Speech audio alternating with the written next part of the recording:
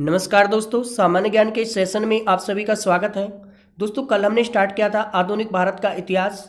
उसकी एक क्लास मैं अपने चैनल पर पहले ही अपलोड कर चुका हूं। वो क्लास आपने नहीं देखी है तो उसे आप देख लीजिए। डिस्क्रिप्शन बॉक्स में उसका लिंक आपको मिल जाएगा। दोस्तों, आज ये दूसरी क्लास है। MCQ बेस्ड प्रश्न हम इस क्लास के अंदर करने वाले हैं। सभी इंपॉर्टेंट प्रश्नों को कवर करेंगे। चलिए शुरू करते हैं। आज का पहला प्रश्न।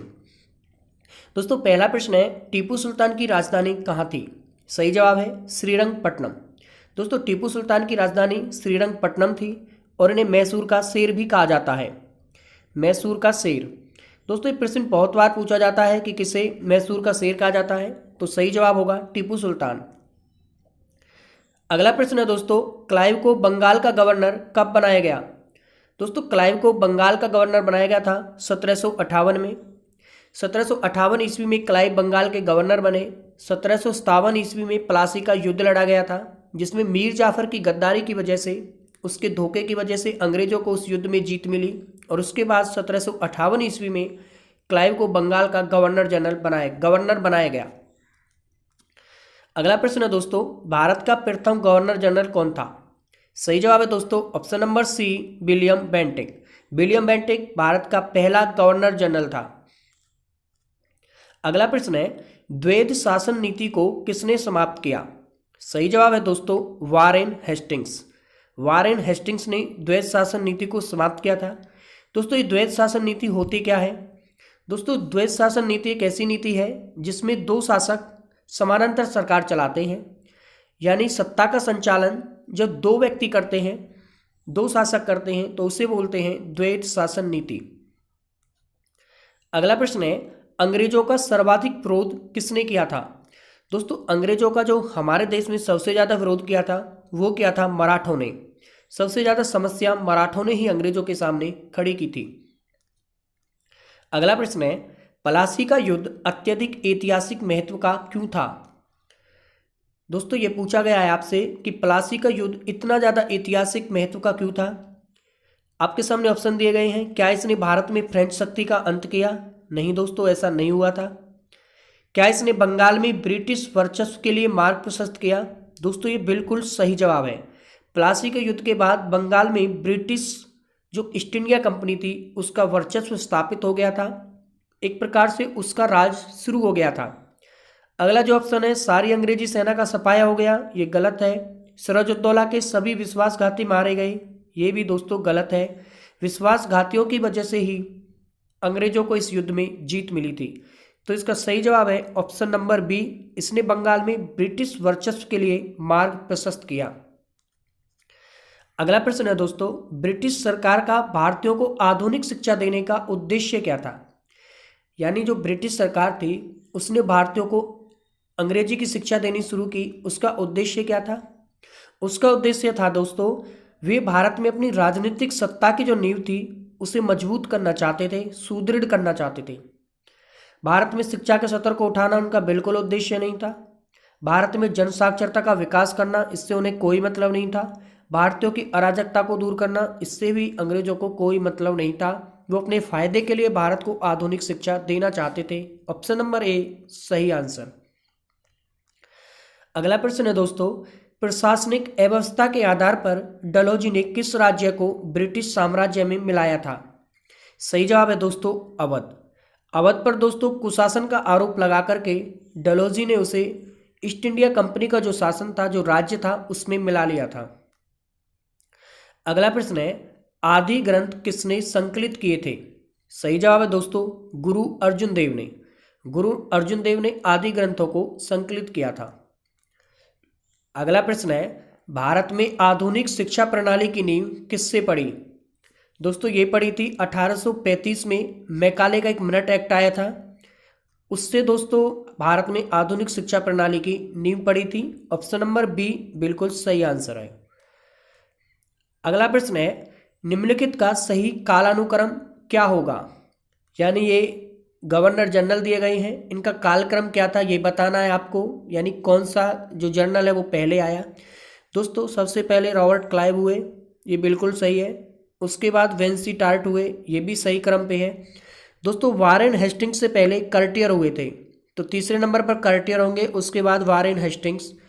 तो इस प्रश्न का जो सही जवाब है वो है option number B, Robert Clive, Vansittart, Cartier और उसके बाद वारेन हेस्टिंग्स। अगला प्रश्न है दोस्तों, भारत में ईस्ट इंडिया कंपनी की सफलता का राज क्या था। दोस्तों भारत में जो ईस्ट इंडिया कंपनी इतनी सफल रही उसका राज क्या था। उसका राज था भारत में जो राष्ट्रीय भावना की कमी थी। बिल्कुल सही, उस समय भारतीयों में राष्ट्रीयता की जो भावना थी वो कम थी। दूसरा जो इसका कारण था वो था कंपनी की सेना को पश्चिमी प्रशिक्षण मिला और उनके पास आधुनिक हथियार थे, ये भी बिल्कुल सही है। और तीसरा दोस्तों, भारतीय सैनिकों में राष्ट्रीय भावना का अभाव था, ये भी बिल्कुल सही है। दोस्तों उस समय जो भारतीय सैनिक थे वो पैसों के लिए अंग्रेजी सेना में काम करते थे। तो उपरोक्त तीनों जो है दोस्तों रीजन थे भारत में ईस्ट इंडिया कंपनी की सफलता के पीछे। तो इसका सही जवाब होगा ऑप्शन नंबर डी, उपरोक्त सभी। अगला प्रश्न है दोस्तों, भारत में किस वायसराय के काल में Indian penal code, civil procedure code और क्रिमिनल प्रोसीजर कोड पारित किए गए। दोस्तों इस प्रश्न का सही जवाब है option number C, lord Canning. Canning के टाइम में Indian penal code, civil procedure code और क्रिमिनल प्रोसीजर कोड इंडिया में पारित किए गए। अगला प्रश्न है दोस्तों, वह गवर्नर जनरल कौन था जिसने भारत में डाक टिकट शुरू किए। भारत में डाक टिकट की शुरुआत की थी लॉर्ड डलहौजी ने। अगला प्रश्न है, सती प्रथा का अंत करने तथा ठगी को समाप्त करने का श्रेय किसको जाता है। दोस्तों सती प्रथा का अंत और ठगी को अंत करने का, ठगी प्रथा जो थी उसे समाप्त करने का श्रेय जाता है लॉर्ड विलियम बेंटिक को। और यदि पूछा जाए दोस्तों सती प्रथा के अंत में किस भारतीय ने योगदान दिया, तो उसमें नाम आता है राजा राम मोहन राय का। राजा राम मोहन राय का नाम आता है दोस्तों। अगला प्रश्न है, निम्नलिखित में से अवध के स्वायत्त राज्य का संस्थापक कौन थे, यानी किसने स्वतंत्र अवध राज्य की स्थापना की। तो दोस्तों वो थे सादत खान बुरहान उल मुल्क। सादत खान बुरहान उल मुल्क, इन्हें स्वायत्त यानी स्वतंत्र अवध राज्य की स्थापना का श्रेय दिया जाता है। अगला प्रश्न है, मीर कासिम तथा सुजाउद्दौला के साथ किस शासक ने बक्सर के युद्ध में भाग लिया और अंग्रेजों से पराजित हुए। दोस्तों मीर कासिम, सुजाउद्दौला और शाह आलम द्वितीय, ये उस समय मुगल बादशाह थे। शाह आलम द्वितीय जिस टाइम बक्सर का युद्ध लड़ा गया था, तो इन तीनों ने बक्सर का युद्ध लड़ा और ये अंग्रेजों से पराजित हुए। तो मीर कासिम और सुजाउद्दौला का साथ जिन्होंने बक्सर के युद्ध में दिया था वो थे शाह आलम द्वितीय। दोस्तों यहाँ पर एक बात आपको ध्यान रखनी है, जो प्लासी के युद्ध में लड़े थे वो बंगाल के नवाब थे, उनका नाम था सिराजुद्दौला। और दोस्तों जो बक्सर के युद्ध में लड़े थे ये इनका नाम था दोस्तों सुजाउद्दौला। तो आपको दोस्तों ये ध्यान रखना है, इसमें कंफ्यूज बिल्कुल नहीं होना है। अगला प्रश्न है, जब प्लासी का युद्ध हुआ उस समय मुगल सम्राट कौन था। दोस्तों प्लासी का जब युद्ध हुआ उस समय मुगल सम्राट थे अजीजुद्दीन आलमगीर सेकंड। अजीजुद्दीन आलमगीर सेकंड, ये दोस्तों प्लासी के युद्ध के समय मुगल सम्राट थे। और जब बक्सर का युद्ध हुआ था तब मुगल सम्राट थे शाह आलम द्वितीय। इन्होंने बक्सर के युद्ध में भाग लिया था और ये अंग्रेजों से पराजित हुए। अगला प्रश्न है, ईस्ट इंडिया कंपनी के नेतृत्व में रॉबर्ट क्लाइव का उत्तराधिकारी कौन था, यानी रॉबर्ट क्लाइव के बाद किसे भारत का जो है गवर्नर जनरल बनाया गया। तो ये थे दोस्तों हेस्टिंग्स। हेस्टिंग्स क्लाइव के उत्तराधिकारी थे। अगला प्रश्न है, नवाब सिराजुद्दौला एवं ईस्ट इंडिया कंपनी के बीच संघर्ष का प्रमुख कारण क्या था। दोस्तों नवाब सिराजुद्दौला और ईस्ट इंडिया कंपनी के बीच जो संघर्ष हुआ उनका प्रमुख कारण था अंग्रेजों को जो व्यापार में छूट दी गई थी वो उसका दुरुपयोग करने लगे।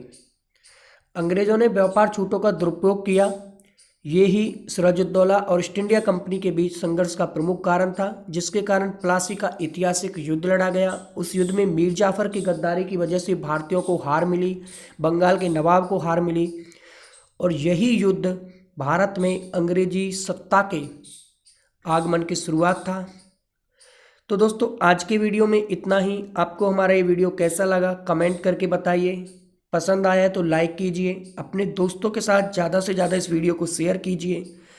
और यदि आप हमारे साथ जुड़े रहना चाहते हैं तो हमारे चैनल को सब्सक्राइब कीजिए, बेल आइकन को प्रेस कीजिए ताकि जैसे ही हम नेक्स्ट वीडियो अपलोड करें तो उसका नोटिफिकेशन आपको मिले। आज की वीडियो में दोस्तों इतना ही। कल फिर मिलते हैं एक नई वीडियो में कुछ और महत्वपूर्ण प्रश्नों के साथ। तब तक के लिए दोस्तों